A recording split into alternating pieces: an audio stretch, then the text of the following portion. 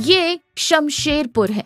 मुर्गे की बांग से पहले यहाँ जिंदगी शुरू हो जाती है और साथ ही शुरू हो जाती है गांव की गपशप। गांव के बीचों बीच रमाकांत की चाय की दुकान है। 60 साल का रमाकांत एक पुराने रेडियो के पास खड़ा चाय उबाल रहा है। सामने बेंच पर 30 साल का सुंदर उबासी लेते हुए बैठा है। उसके रोम रोम में आलस भरा हुआ है। क्या काका, दिन बस ऐसे ही कट रहे हैं। सुबह उठना, इस बेंच पर आकर बैठना और तुम्हारी ये पानी जैसी चाय पीना। जिंदगी में कोई उत्साह नहीं है, कोई किक नहीं है।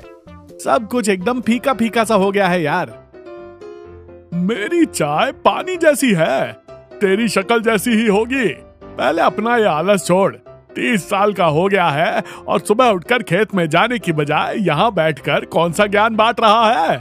और वो कल के 20 रुपए के उधार का क्या हुआ? अरे काका, सुबह सुबह उधारी की बात नहीं करते, अपशकुन होता है। मेरा दुख वो नहीं है। जिंदगी में कुछ नया होना चाहिए, कुछ गजब का। तभी 35 साल का मदन साइकिल पर हांफते हुए आता है। साइकिल का स्टैंड लगाता है और बहुत ही उत्साह के साथ उनके पास आता है। सुंदर काका, तुम लोगों को असली बात पता चली क्या? कल मैं शहर से आ रहा था तो रास्ते में एक लॉरी वाले ने बताया, पास वाले गांव में एक चमत्कार हो रहा है भाई।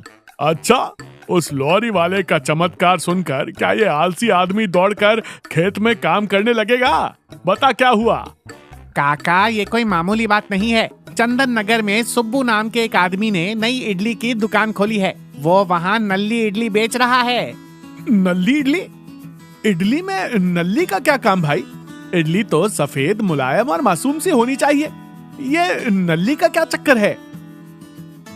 अरे भाई, वही तो किक है। इडली देखने में एकदम सादी और नॉर्मल लगती है, लेकिन जैसे ही उसका एक टुकड़ा तोड़कर मुंह में रखोगे, अंदर से मटन नल्ली का जबरदस्त स्वाद आता है। जिसने भी एक बार खा लिया वो फिर कभी सादी इडली की तरफ देखता भी नहीं है। लोग सुबह 5 बजे से ही वहाँ लाइन लगाकर खड़े हो रहे हैं।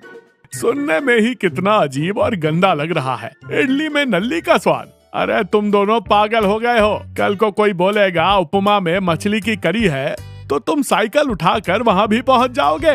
वो आदमी पक्का आटे में कोई कचरा या केमिकल मिला रहा होगा।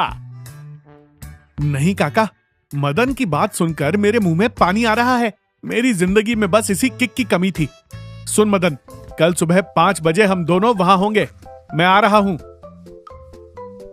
अगले दिन की सुबह एक छोटी सी झोपड़ी जैसी दुकान। सुब्बू 40 साल का एक गोल मटोल व्यक्ति एक बड़े से इडली के बर्तन के सामने ऐसे खड़ा है जैसे कोई तपस्या कर रहा हो और इडली